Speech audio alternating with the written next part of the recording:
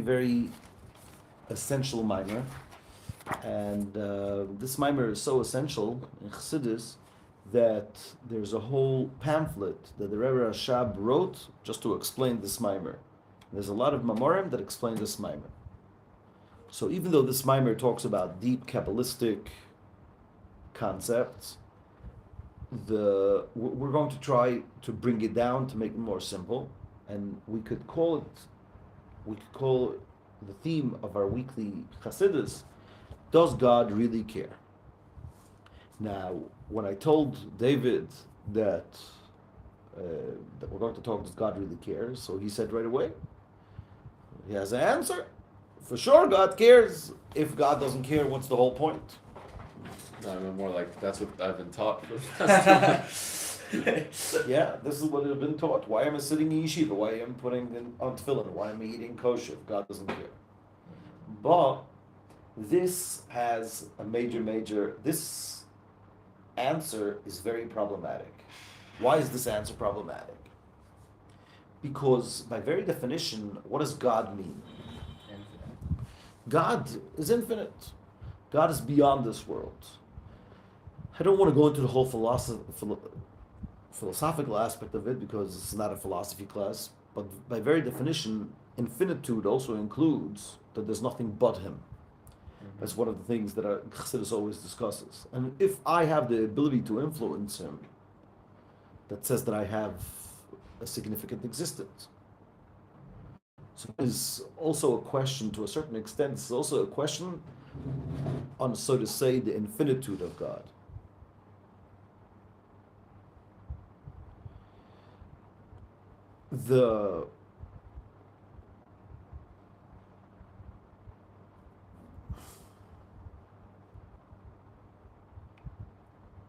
There's even a very important pasuk in this aspect, where Job says, Eov says, "In tzodakta matitan loy, v'rabu pshaecha matasaloi, uma miyot chayikach." It's a very simple verse, but it's very powerful. It says, "In tzodakta, if you are righteous, matitan loy, what could you give him? V'rabu pshaecha, and if your iniquities are multitude, matasaloi, what do you think you're doing to him? Umami yatcha yikach, and what could he take from his hands? Like, oh, you're giving charity. Like he everything belongs to him. Well, you're serious? Who are you fooling? So basically, Job says something that a lot of people have believed in throughout history. They said God is so great that there was even a philosophy like that Chassidus always quotes in the beginning of creation. People said, Ozav Hashem es haaretz. Once you understand the greatness of the Creator, so you understand, really, He cares if I benched, if I don't bench, what I wear. Well, is he? So sometimes, from trying to make God really great, basically say it can't be that God really cares. God really caring is a major contradiction with the whole idea of a God. On the other hand, if God doesn't care, like David says, so what's the point? What am I doing over here?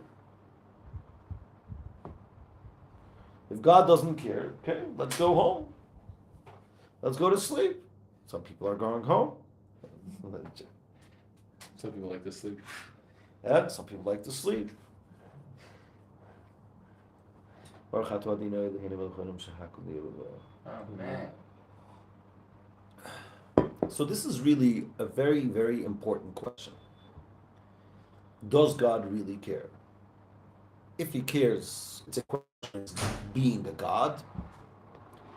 And if He doesn't care, good morning.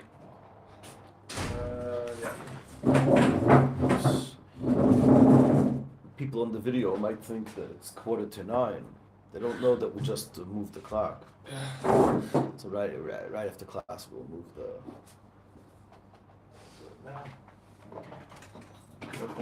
Well, It's confusing all the people.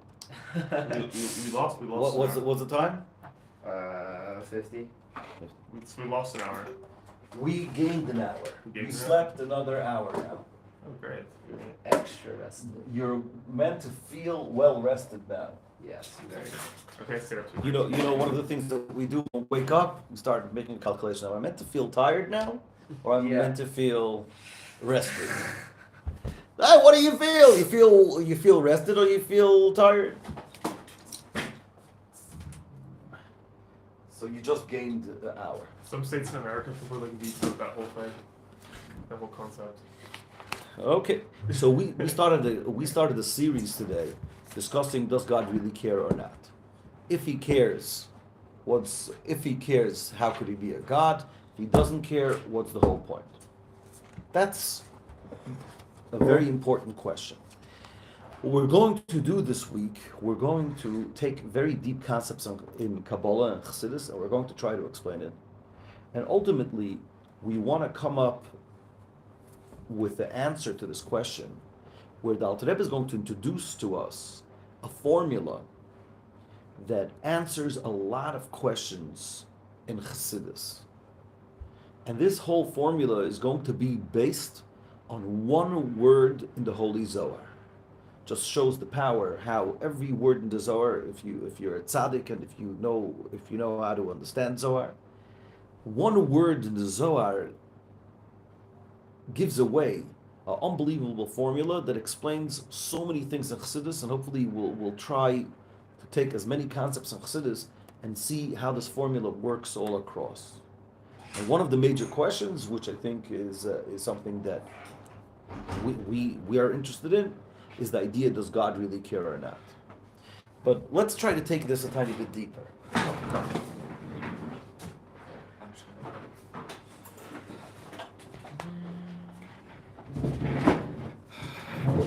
Is God really a part of the world, or is God beyond the world? It's pretty much the same question, like we said before. It's just like I'm taking it one step more abstract.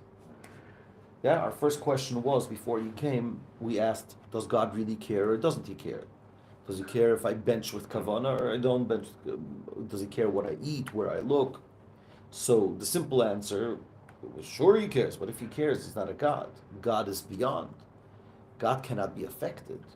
That's one of the very ideas of God. And we quoted the pasuk in Job, in where Job says, what could you give God? What could you take from God? What could you give God? What could you affect him with all your multitude of sins? And what could he take from his hand, from your hands? Obviously, everything belongs to him. What could you donate to God? So, if we're going to take this one step further, a tiny bit more philosophical, is God found in the world or beyond the world? Again, from a very philosophical perspective, once you understand what a God means. So, Azav Hashem es haaretz.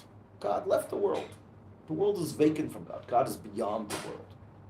Then you have all these types of religious people, all different types of religion. To a certain extent, philosophers would scoff at them. It's like, really, do you think that this big God cares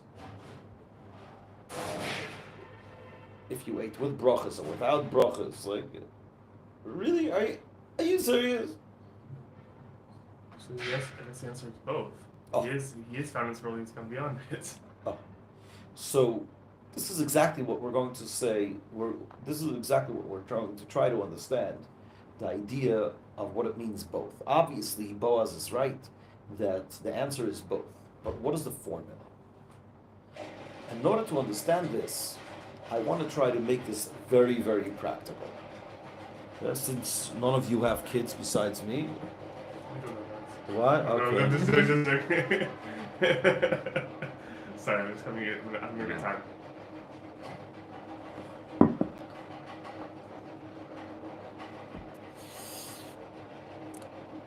In child rearing, I'm sorry, I want to say that since none of you have kids, so most probably you have a lot of good advice in child rearing.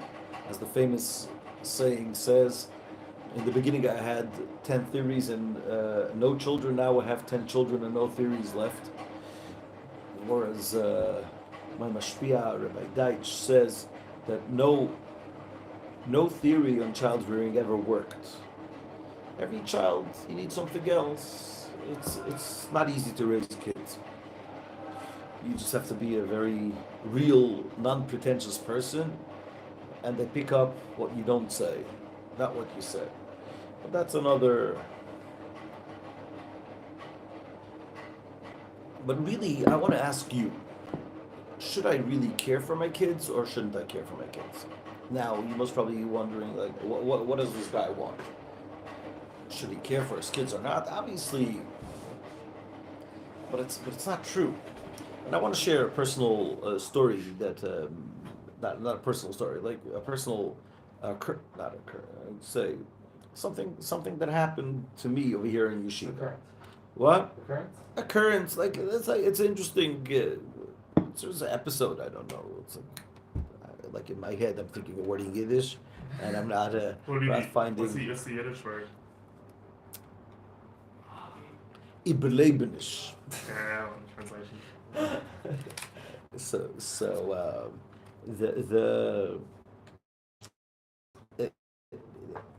it's like counsel guys, talk to guys, and once I spoke to a guy, and he started talking about his life. He was a very special guy. He's now somewhere. So and he said like this, one of the things that really bothered me in life is my parents don't care. Like my father doesn't give a hoot. Like he constantly also says that. He says like when I was like 6 years old, maybe he's exaggerating, maybe not 6, maybe I'm in my head, I'm exaggerating the number. But when I was very young, he told me, son, do whatever you want.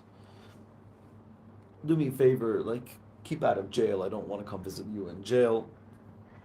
Then he tells me, maybe it was like in a joking way or not, but he tells me, I hope that I'm going to get religious. That will freak him out. You know, it's like he's a secular father's guy. I'm going to become religious. I'm going to gain some attention. The guy doesn't care. The guy doesn't care. Doesn't care. Doesn't care about me. And he breaks down crying. Okay. It's not the first time I hear that. Great. But that day was something very special. The next guy that I spoke to had exactly the opposite story. He came more from a religious family, more of a conservative family. And says I can't stand it. My mother is all over me. Like where I come from, there's a expression, a joking expression. It says she thinks that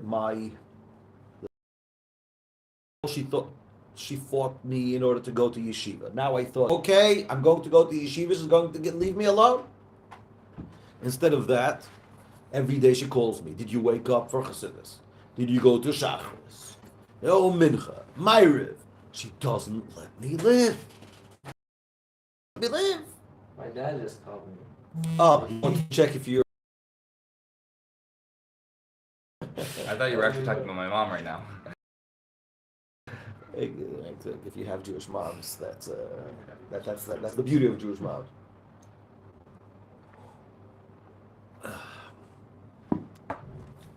No, it's coming from a good place, definitely.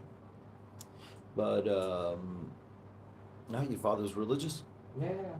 Oh. Said, I'm sorry, I should have called you davening. But no, I said I'm in class. Oh, okay. I didn't know that your father's religious. Okay, so you all could. So we have over here some with religious fathers, some with non-religious fathers, and we understand. We understand, and the guy breaks down crying.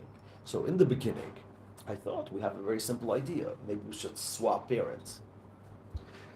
The one that wants a caring parent will ship him over to that mother over there, and the one that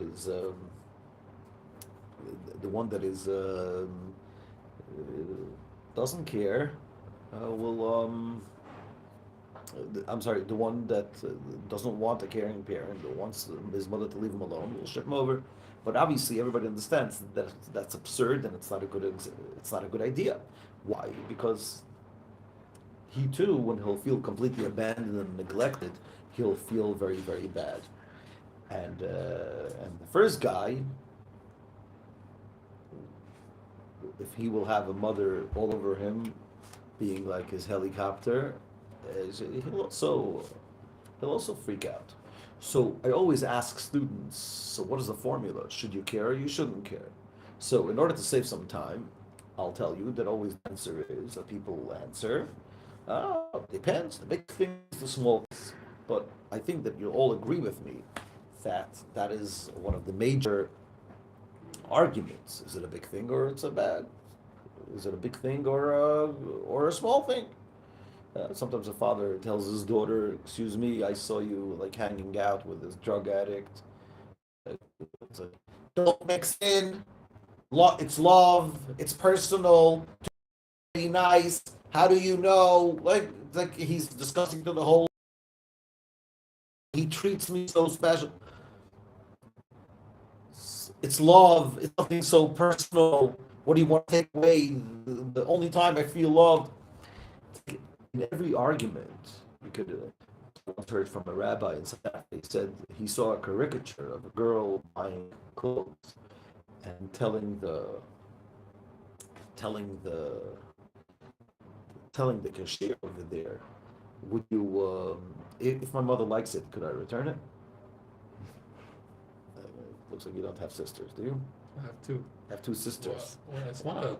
Okay. I just bought my sister a ring because I'm coming back for her birthday, and it was the first time I ever bought anyone jewelry. I'm like, this is a blessing. I hate this. It's very hard. It's very hard for me. Very hard. But Sender, you want? I sent my other sister. So. Oh, okay, fine. As long as you have the other sister, Yeah. they also know each other's taste. But it also doesn't matter. If she says she doesn't like it, I'm not going to return it and doing that again. That was hell. So she gets what she gets. Okay, don't share this with your dad. It's a major aspect of life, getting jewelry. What are you talking about? Training wheels. Okay, so after class, I'll tell you how to do it. There's a simple way of avoiding all the problems. But you still have to buy jewelry. Once a year. At least. Personal Yom Kippur. No, it says in halacha, by the way. It says in halacha before a holiday, you have to buy her either jewelry or a new clothes. Yeah, v'samachta b'chagecha. What? Rosh Chodesh? No. You're too from. No, it says you have to make your family happy. So the Gemara says, how do you make your wives happy? Buy new jewelry or a new clothes. Every Yom Tov to buy something new. It should give you a lot of parnasa. You should be able to buy. The Gemara says a person that respects his wife brings upon himself a lot of wealth. So all the blessings come through the wives. Okay, but we're going off topic, and this live video will get a million hits if I continue saying these things. So we want to keep it humble, like I say. It's like we want to keep it we want to keep it modest. Yeah. So going back. So what is really the formula? Should I care or shouldn't I care? It's like if I care, he feels suffocated. If I don't care, he feels neglected. Anyone over here with good advice?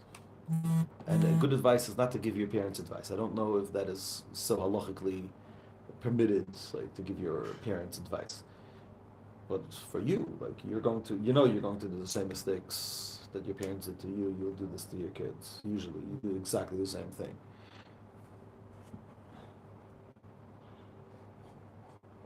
I mean, I can only personally answer how I would approach it. Okay, let's hear. I don't know if this is the case for everyone, but I Yeah, think. but so everybody try listening. Try to think. How would you feel with such a great dad like Lev? Yeah, I mean, I think that like when the kid is younger, then it's up to the parent to kind of guide the kid along in their life and Nice. instruct them in everything. At which, However, then there's the cutoff age. right. So you say care till the age of 13 or 15, let's say. right, like And from the age of 15, right, and then so the you're not really change- giving a formula of both, which is fine. Oh no, I'm about to. Oh, I'm sorry. So I think when they're younger, it's important to be very hands-on in that way. But at the cutoff age, whether it's 15 or 20 or 18, whatever it is, then the parent should be more of an advisor in the big stages of life and being there to kind of help and navigate things, but still kind of step back a little bit. So I think it's the mix kind of comes from age. It's Oh, almost okay, like, so it's not really good morning, It's not a Rabbi. mix at the same time, but it's almost like going from instructor to critic. No, I like your advice. I like the word you use, advisor. And I'm going to say, like, we're going to get there. Why I think this is a brilliant word to use over here, the word advisor. But I think the yeah, I just want to say what the problem I do have with this is that you're basically saying that there's two stages, and in every stage in life, again, Rabbi Deitch, my mashpia, usually shares a story with about in Yerushalayim. There's a big family called Gefner. That's the name of the family. He was an old guy. It's like he had like 12 or 13 children. I don't remember, maybe 14. And there was once a wedding in the family. His great grandchild. So one of his daughters came from Bnei Brak to Yerushalayim to the wedding. She by herself was already a bubby. She by herself already had grandchildren, and I think Rabbi Deitch saw him walking that daughter of his to the bus. So we're talking about a person that is already marrying off a great grandchild, walking one of his daughters to the bus. She by herself already a grandmother. And someone asks him, Rabbi Gefner, what's going on? Oh, well, that's so he says, yeah, in our generation, you always have to continue caring and giving love. Story that Rabbi Deitch always says. He says that in Tveria, I don't know if you're aware, over here in the beginning of the country, the beginning of the Independence War, there's a lot of frum kids that tried out. The place where over here was fighting for their existence. So a lot of people joined the Zionistic groups, mainly like they joined the army or the underground. And in the underground, the focus wasn't so much on Yiddishkeit. It's like, unfortunately, a lot of people left Yiddishkeit those days. So in Tiberias, there was a Haredi community. There was a frum community in Tiberias that over there, the kids, all like from families, joined some underground group, and the parents were very upset. You could imagine. And there was a lot of friction over there between the parents and the kids. One year, the kids decided that they're going to teach they wanted like to cut the umbilical cord in order for the parents to let go of them. So they decided area.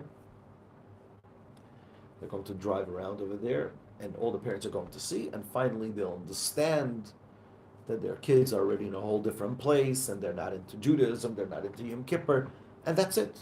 They'll leave them alone. There was one girl over there that didn't. She said, "No way, I can't do this to my parents." And everybody was making fun of her. It's like when you're a baby, like you need your mother's apron. What's bib. Yeah, you still need a bib. Really? Grow up. I said, no, I can't do it to my parents. They kicked her out, and like this, she was saved. She afterwards built from family that keeps Torah mitzvahs, and then years later, someone asked her, "How come? How come you couldn't do this to your parents, and the other kids could do it?" So she said like this. all the other kids that would come home every night. Yeah, you can imagine boys and girls hanging out. Most probably they weren't just learning Kabbalah. They were especially those days, different types of patrolling and things like that. And they every night the kids would come home, and the parents would get into a fight with them every night. She said, my father used to do different than all the other parents. Every night I would come home, 1:30, 2:30, 3, every night whenever I came home. It was, don't forget also, those days people were very poor. This country almost didn't have anything. He used to get out of bed and tell me in Yiddish, he would tell me, Tochter meine, my daughter, Večere, hast du schon gegessen? Večere is a word in Russian too, right? Supper, right? Večere means evening. Evening. So in that Russian dialect of Yiddish, supper is called Večere. So he said, Večere, hast du schon gegessen? You ate supper already? My daughter, did you eat supper? So instead of like criticizing her, she comes home 2:30, middle of the night. He says, my daughter, did you eat supper? She would tell him no. So he would stand over there and said, okay, no problem. I'll give you a scrambled egg. So he would sit. She would sit by the table. He just got out of bed in the middle of the night, and he used to like put some eggs on a pan, and like making a scrambled egg. And she says that every time she heard the spoon scratching the bottom of the pan, her kishkis means her innards, her intestines would churn. And then when it came to the test, she just couldn't do it. Just couldn't do it. This is a very powerful story, like that we want care from our parents at every stage in our lives. So kibbud av v'em, honoring parents goes even after they pass away. It's a very deep connection, and therefore, I don't think that I would have an easy time to agree with Lev that at a certain age you stop caring. The question is how to care without being all over.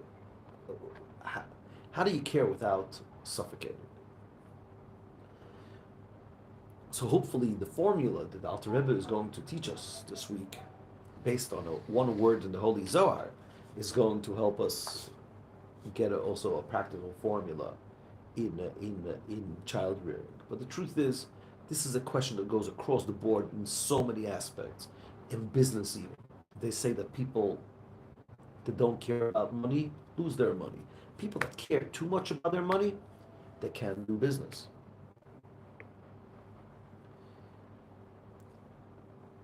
I don't know how much experience you have in business, but it's a pretty famous thing in business that if you're like crazy about money, it's like it doesn't let you grow. What else? The same question is, are you meant to be involved in the world or not? It's not now a question. It's not a question about God. It's a question about us. Anyone that learned some Chassidus knows that on one hand, Chassidus is going to tell you, no, we're not escaping the world. It's not about sitting the whole day in kollel and not working. Obviously, if you're lucky enough, you have money, you should try to learn as much Torah as possible.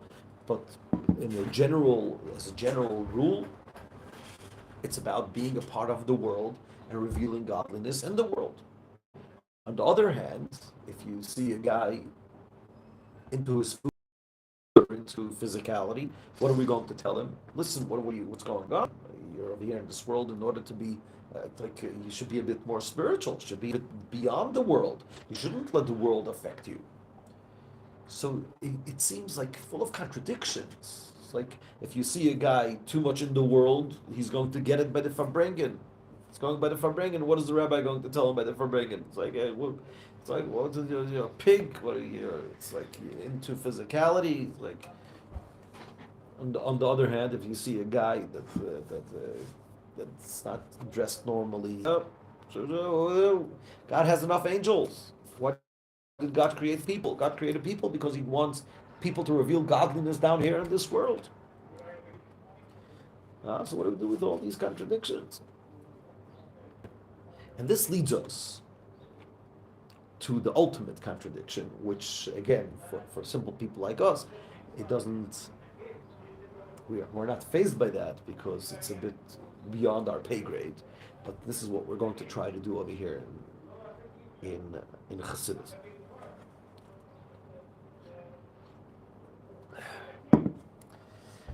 There's a world called Atzilus. And really what we're going to discuss over here is Atzilus really God or Atzilus is not God? This is going to be ultimately our mimer. I just want to say, you see over here in the mimer in the beginning, yeah, it's on page 26 in the regular Torah Ohr, but in our booklet it's page number 4. You see, it says Shayach Lapasuk Erdona. In our weekly parsha, there's something very interesting that happens. Sodom, yeah, Sodom and Amorah, or in English, Sodom and Gomorrah. Yeah, actually interesting. Why is it called Gomorrah? Iron is a guttural. Yeah. Ayin is guttural. Yeah. It's a glottal stop. So glottal Gaza. stop It's like often Aza become, and Gaza, Yeah. right? Why did Jews say Aza? And the world says Gaza. Please, no. Ah, Because of the guttural sound. because the guttural sound it becomes a J. Right? Every ayin becomes a J. Yeah, that's my understanding. I mean, not every single time. Sometimes it's just a simple ah, like Yaakov, Jacob. Yeah. So But, so yeah, you would say would you say in English Yagakov? So okay, it's a nice answer, but it's not the real answer. The real answer is that it's neither Aza or Gaza. The Arabs have a letter that's called a Ghain.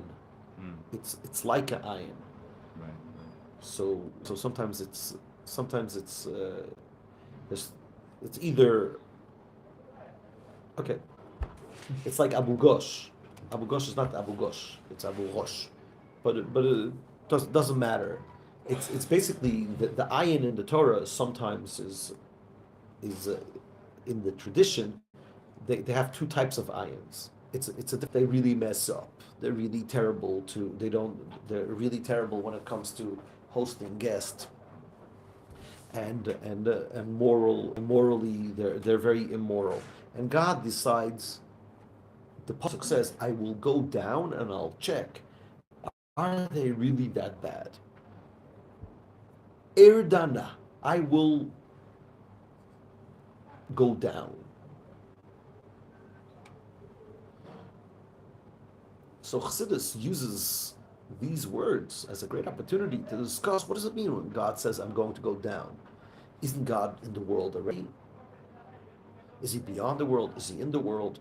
Which again, as we already know, Chassidus is based on Kabbalah.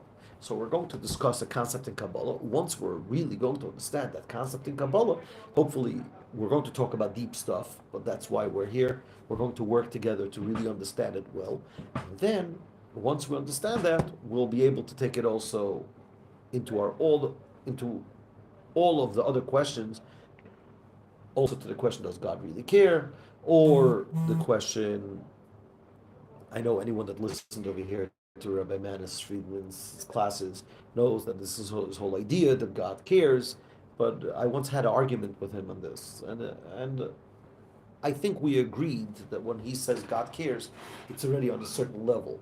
But we're going to, it's actually something very interesting. Rabbi Manis Friedman says that outside of the Hasidic world, the always the expression is that God doesn't care. Torah mitzvahs is only for your own sake. But in Chassidus, it says God created the world for a reason, so He cares. So He needs you. God needs you. So it's a different type of relationship altogether. But I think that rightfully so. I'm not criticizing, God forbid. Rabbi Manis Friedman knows much more than me and is older than me and smarter than me. I'm not criticizing, but I think he oversimplifies it, and he's talking on a certain level. The reason why we had this argument is because I taught this class once to a group of students, and one of the girls over there was a big Rabbi Manis Friedman fan. So we were together once for a Shabbos. So she brought us both together, and she said, "Okay, I want to hear you argue this out, in order for me to make to get a clear decision." Okay, so.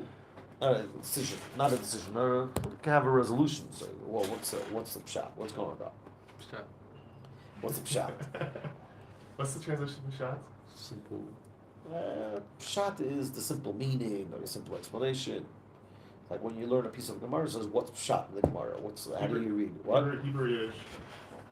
It's Hebrew. It's Hebrew, yeah. Pshat, remez, drush, sod.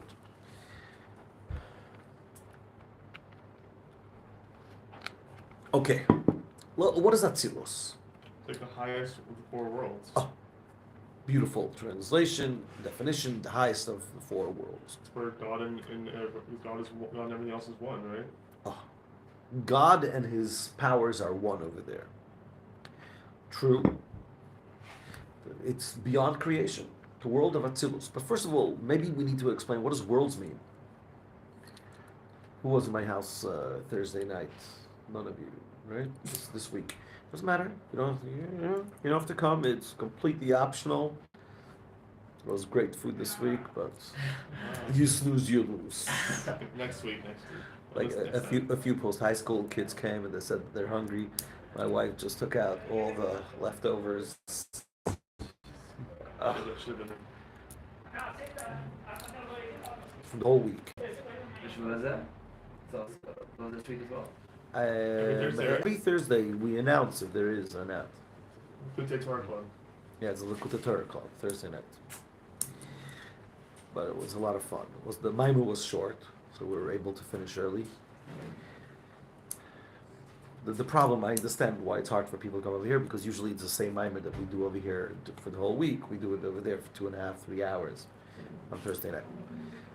So if you want to have a recap. So going back, so someone over there says, I don't get Chassidus. So basically I told him, listen, Chassidus is a different language. Once you pick up the language, you'll be able to understand.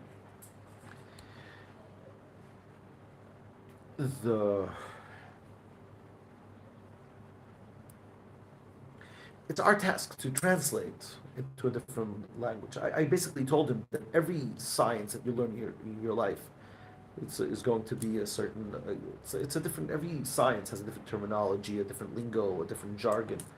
So one of the questions he asked, what does it mean, worlds? Where are the different worlds? So who could explain the concept of worlds in a very simple way? Realities. So what does it mean, realities? Unfortunately, because we're physical people, right away when we say the word worlds, we think about different globes. So where is the world of Atzilus? It means that when a Jew davens Shemoneh Esrei, he's in the world of Atzilus. So if David is davening Shemoneh Esrei, and I'm sitting and watching something on YouTube, so he's in the world of Atzilus. So where is the world of Atzilus? Is it up there, down here? And I think that the simple way of explaining it is that the word world used in you have, let's put a paper cup. Now we have 5 people over here looking at the paper cup. So let's say it's the first time we sing a paper cup. So I look at the paper cup and I say, oh, that's amazing. I run a yeshiva. So instead of having a person constantly having to wash 40 shekels an hour, I'm going to get paper cups. It's a great idea. David is a business person, or what's your expertise? Tech. Okay, so David is a tech guy. He looks at this cup and he says, whoa, this guy is importing it from China. Oh, what a waste of time. I'm going to create a 3D printer that could just like put out as many cups you want. Not only that, he's actually thinking of an idea of you could put into the computer what type of drink you have. He'll give you the cup and the drink together within 15 seconds. Boaz, he's from Texas, so he believes in the ozone layer. Couldn't elaborate much on that topic. So he's all upset. These cups, we have to start protesting against these cups. These cups are going to fill the landfills with waste. Ezra has a lot of kids, and he's thinking, oh, if I get these cups, my wife will get a to throw it out. Lev is a big businessman. He says, how much do you pay for this cup? 20 agurot. I could get it for a half agura in China. We're going to import it. Now, why did we all look at this cup from a different angle? Because we live in different worlds. That's why there are magazines called Fashion World, Business World, PC World. Exactly. It's perspective, like outlook. I want to try to explain this because this is so simple on one hand. On the other hand, everybody like hears Kabbalistic concepts, worlds, they freak out. When we ask a simple question, what did God create? What do you mean? He created the world. So what is the first thing that comes to mind? He created the mountains, the trees, the heaven, the earth, right? Why is this simplistic and to a certain extent a bit juvenile? He created the whole universe. He created everything, but again, you said the word universe. What's my issue with that? And again, we grew up believing in God, so we have a certain way, a very simple way of looking at things. But what's happening with emotions? He created emotions too. What happens with intellect? Intellect was also created by God. So, for example, there's a concept floating around called 1 + 1 = 2. A brilliant concept. Oh, we think that it's very simple. You know, some people, it's simple because we know it. Where is 1 + 1 = 2? Is it New York, Jerusalem, Sydney, Australia, New Zealand? Where is it? It's everywhere. It's in the world of intellect. So two people could be looking at the same thing, and they're looking from a different world. So when we're saying that God created the world, He didn't only create, we're physical people, so the first thing that we think about is about a physical table, a physical world, the rivers, the oceans, the heaven and the earth and the trees. But God also created the world of intellect. God also created the world of emotions. These are deeper worlds than just the physical world as we know it. So when we're saying that there's different worlds, so when I am emotional, I am now in the world of emotions. When I'm intellectual, I'm in the world of Bria. Bria is intellectual. Now you're going. So what is the meaning of the world of Atzilus? So in order to understand, so I'm sorry. So till now, I'm sorry, I skipped right away to the next step of our class. But right now, we just explained the idea of world. So there's the world, the lowest world is the world of action, the physicality. A higher world is the world of Yetzirah, which is emotions. Then there's a higher level called Bria, which is the world of intellect. So we could be both talking to each other. He's going to come from an intellectual perspective. I'm going to come from an emotional perspective. I'm in the world of Yetzirah. He's in the world of Bria. Obviously, we're talking in spirituality in relationship to God, different angels. Again, we can't cover everything in one class, but the general idea of worlds is different realities, different perspectives, and everything that you guys said is true. I just wanted to show that simply Chassidus, you just have to learn how to translate it into simple language, and it completely makes sense. It's a science for itself. That's why it has its own terminology, lexicon, and jargon. What is the world of Atzilus? The world of Atzilus is God. But God the way we know him from this world. Let me try to explain this. In order to understand this, we need to understand the difference between a philosopher and a Kabbalist. Which, by the way, the difference between a philosopher and a Kabbalist is a fascinating topic, because throughout history, there's always the people that are more prone to Kabbalah and people that are more prone to philosophy. To a certain extent, we could say there's the difference between right-brain people versus left-brain people. People that are more analytic are more philosophical. People that are more creative are more Kabbalistic. And these are two separate schools of thought that clash a lot of times. It's a whole different perspective. The Vilna Gaon says that where does Kabbalah start? Where philosophy ends. He was a big philosopher and a big Kabbalist. And he says, where does Kabbalah start? Where philosophy ends. That's a very interesting, nice expression by the Vilna Gaon.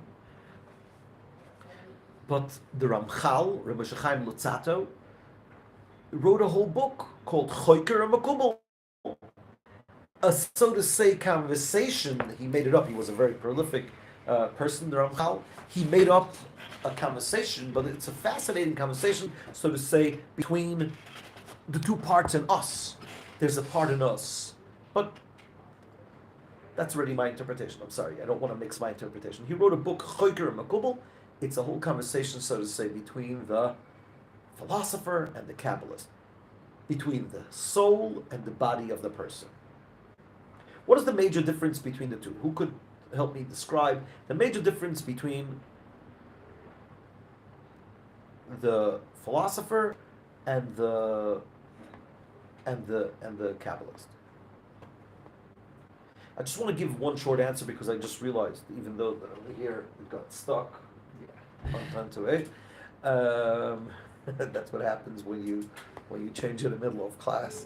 It's already 8:30. I don't want to go over time. I just want to give like a short version of the answer, and tomorrow we're going to go. It's a fascinating conversation to understand the difference between right brain and left brain.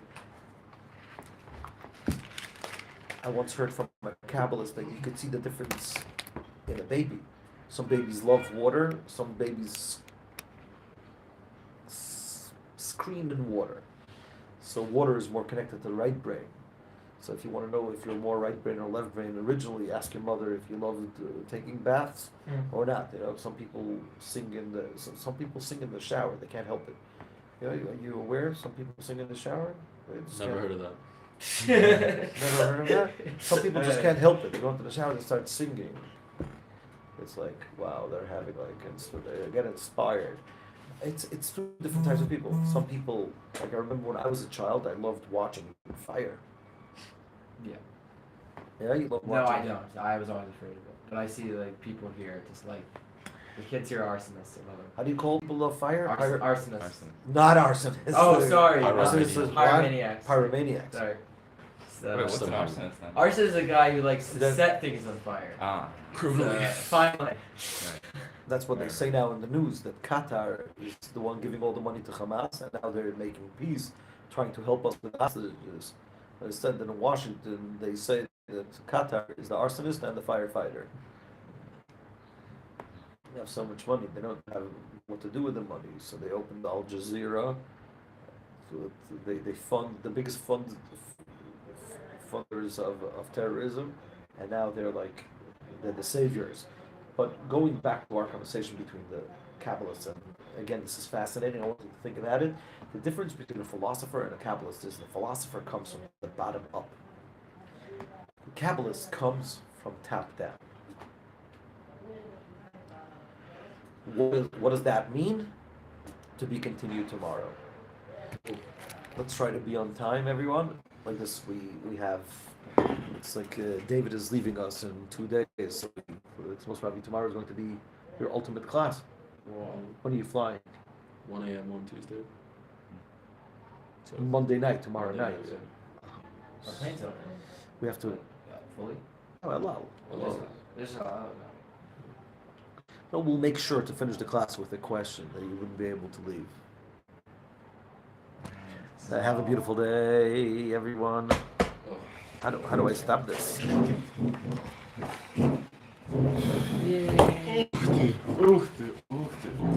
What does uchte mean?